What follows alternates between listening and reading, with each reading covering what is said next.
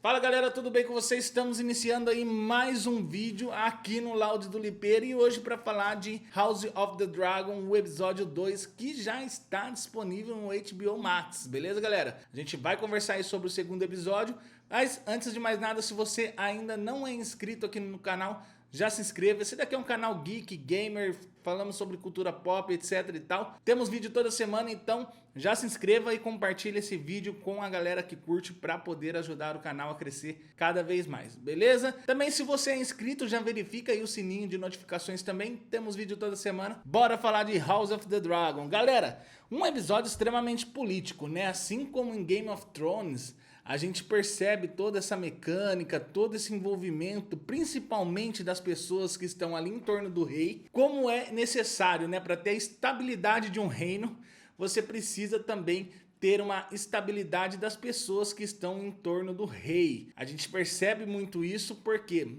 o que sustenta o rei, na verdade, também é o pessoal que está em torno dele, entendeu? Porque assim, se lá em Game of Thrones a gente tinha todo aquele buchicho que ficava acontecendo, aqui a gente tem igualzinho. E são conflitos de interesses ali de diversas casas, de diversos setores que estão do lado do rei. É claro que aqui a gente tem a questão dos dragões também, que é um fator determinante para manter o reinado minimamente próspero, né? Minimamente estabilizado. Mas a gente já começa a ver que a partir do momento que o rei não tem mais o seu dragão e aparentemente todas as suas decisões são mais ou menos em cima do muro, ele dá muito ouvido às coisas, mas também aparentemente ele não acata a maioria dos seus conselheiros, as coisas estão começando a andar de uma maneira totalmente diferente. Bom, o episódio já começa, né, mostrando tudo aí, o que aconteceu. Existem vários pulos temporais, então você tem 6 meses, depois um ano, que as coisas estão acontecendo bem rápido. Eu acredito, eu não li o livro, mas que isso seja justamente para você pular coisas desnecessárias e a gente ir direto ao ponto. A gente começa a ver que a Alicent, ali, muito por influência do seu pai, está cada vez mais visitando o quarto do rei e no final do episódio a gente vai ter a consequência de tudo isso e dos planos dela, né? Mas antes de o rei... Aqui, galera, é um vídeo com spoiler, tá? Então, se você ainda não assistiu, corre lá assistir, depois você vem pra gente trocar essa ideia na resenha. O rei, ele precisa casar de novo, ele precisa mostrar, uma das formas de mostrar estabilidade para o reino é justamente se casando novamente, e até por conta da sua herança, né? De você passar a coroa, mesmo tendo colocado a Rhaenyra lá, não é muito bem aceito, principalmente, começa já os burburinhos, na cidade.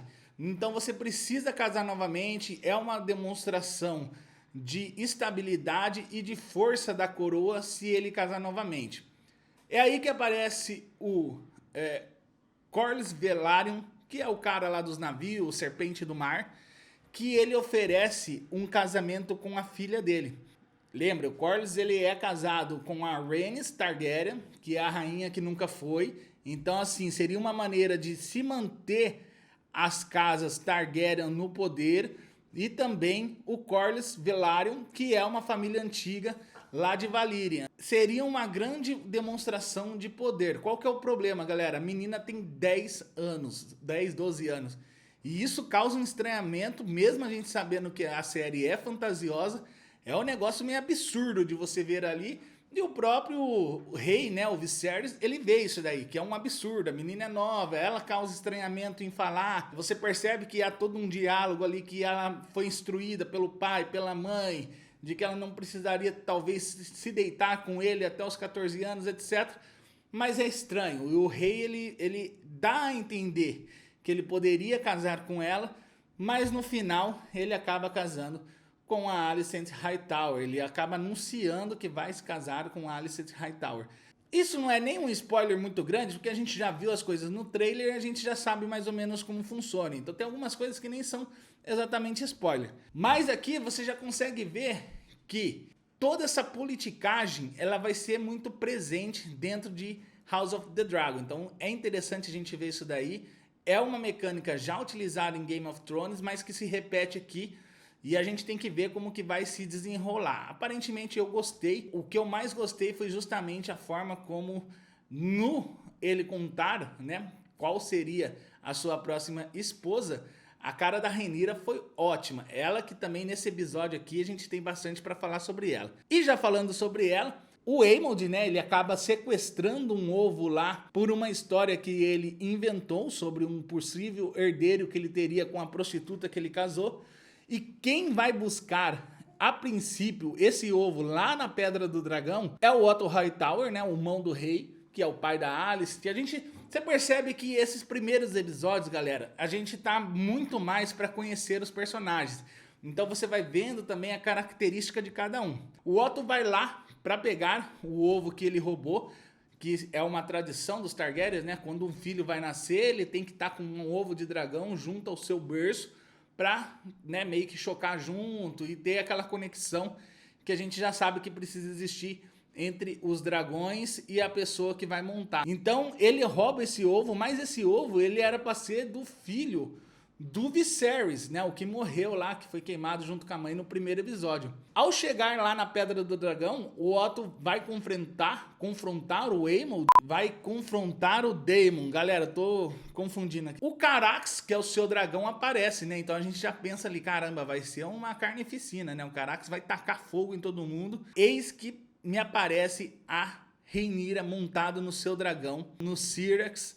E cara, eu acho que todo mundo aqui, não teve ninguém que assistiu a série e não se lembrou da Daenerys, né, cara? Como eu não sei se isso é proposital, eu não sei, para quem leu o livro já deixa aí nos comentários pra gente saber. Eu não sei se isso é proposital da série e dos produtores para fazer uma conexão com uma personagem que durante muito tempo foi querida em Game of Thrones, ou se ela realmente tinha esse ímpeto, né, dentro dos livros também, se ela era desse jeito lá nos livros também.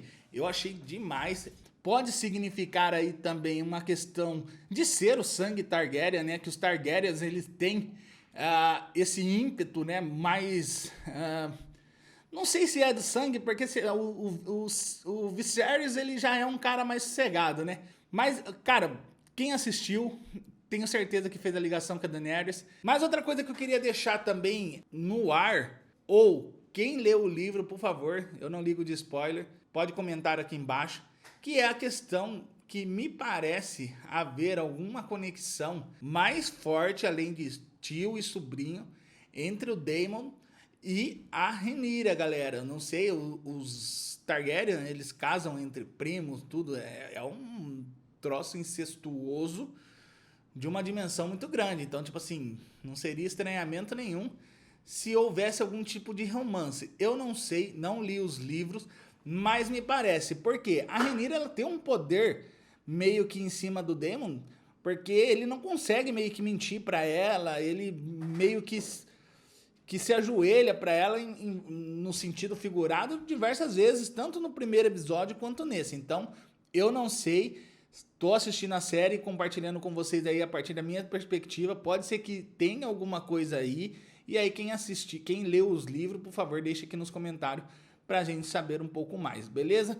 Bom, aparentemente existe um inimigo comum entre todas essas ramificações aí de interesse, que é o engorda caranguejos lá. Eu não sei o que é esse povo direito, mas aparentemente...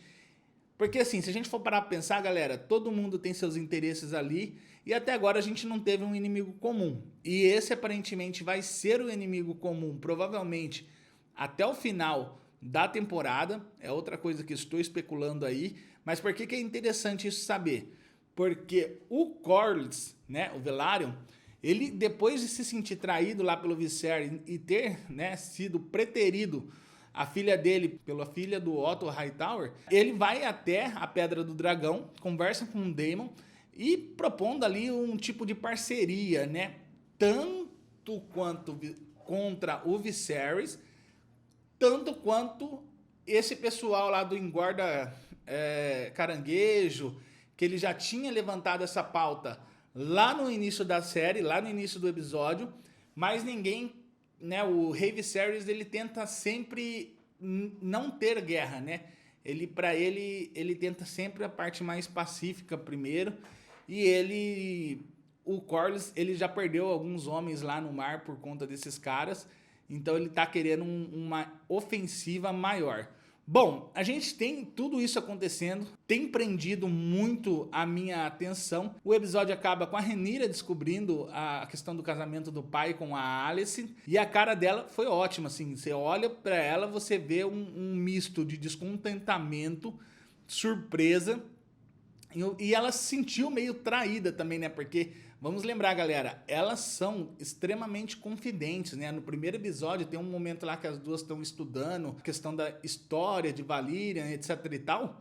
E você vê que além de estudarem junto, elas são confidentes. Mas nunca a Alicent contou algo pra Rhaenyra sobre a proximidade dela com o pai dela. Inclusive até tem um momento dentro do segundo episódio que o próprio Viserys pergunta para Alicent se ela tem contado para ela a questão dos seus encontros noturnos. Então assim, vamos ver, provavelmente o próximo episódio será focado justamente nisso daí. E galera, até então tá bem legal, muito parecido com Game of Thrones, tudo aquilo que eu falei no primeiro episódio, eu repito aqui, é a mesma fórmula sendo repetida e de maneira legal. Até agora eu acho que funciona super bem, talvez a gente vai ter algumas coisas a mais, porque a gente tinha todo aquele pano de fundo também, fora a politicagem de Game of Thrones, que era a questão do inverno que ia chegar, dos caminhantes brancos, etc e tal. Aqui a gente não tem isso, porque toda essa questão está muito distante, mas talvez o pano de fundo que vai ajudar ali a segurar essa série seja a questão dos confrontos dos dragões. Tipo assim, se a gente só viu os dois se olhando agora, o Carax e o Syrax, nessa cena, imagine quando realmente a pancadaria, né, a dança do dragão, a dança dos dragões realmente acontecer. Bom, a gente vai estar aqui para comentar, eu espero que vocês tenham gostado, deixa aqui nos comentários o que você achou desse episódio dessa semana e também o que você espera para o próximo episódio, beleza? Esse daqui é o Laude do Lipeira, eu sou o canal Geek Gamer. Até a próxima. Tchau.